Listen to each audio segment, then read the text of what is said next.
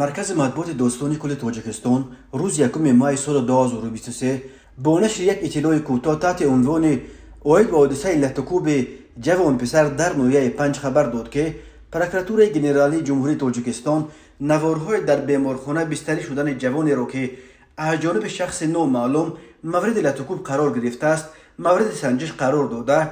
وابسته به حالت مذکور پرونده جنایتی آغاز نمود. تفتیشات ادامه دارد. داستانی کل در این باره تفصیلات از این بیشتر نداده است. هفته گذشته نزدیکان سنت اینگاموف یک نورس 17 ساله از نویه 5 با نشر ویدیوها از بیمارستان کمیساری حربی نویه 5 فطرت رحمانزاده را به بازداشت این نورس بالای ابلاغ و لطکوب بیرحمانه او در حجره کاریش عیبدار کردند و به دادخواهی به داستانی کل جمهوری یوسف رحمان مراجعت کردند. نزدیکان سنت میگویند که مقامات محلی میخواهند این قضیه را پنهان و کمیساری حربی را از جوابگری جنایتی برای اعمال ضد قانونیش خلاص کنند. تقوی جبر دیدن نعمت الله بابازاده در صحبت تلفنی به فرج گفت از دیروز باز در بیمارخانه هستند. جانم پس از درس در یک نقطه شستشوی نقلیاتی ماشینشویی میکرد. بگوی 24 اپریل کمیساری حربی نویه 5 رحمانزاده فطرت جان نوبالغم را که سال تولدش 2006 است طریق مجبوری به کمیساریت حربی برده در اتاق کاریش چنان زد است که معاینه سرش بیجا شده پرده های گوشهایش دریدند.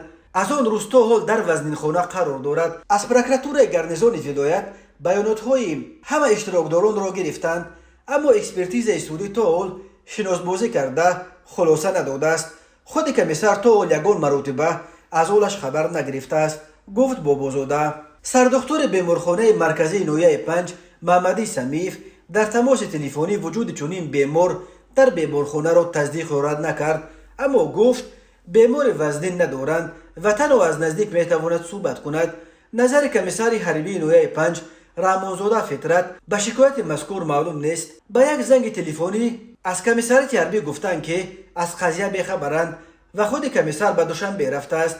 ادعای لطکوب شدن نابالغ در نویه 5 از جانب کمیساری حربی در حالی است که چند روز قبل نوار تحقیر و لطکوب چند نوزکر در یک قسم حربی در ولایت سوخت به شبکه‌های اجتماعی روی یافت و جامعه را نگران کرد.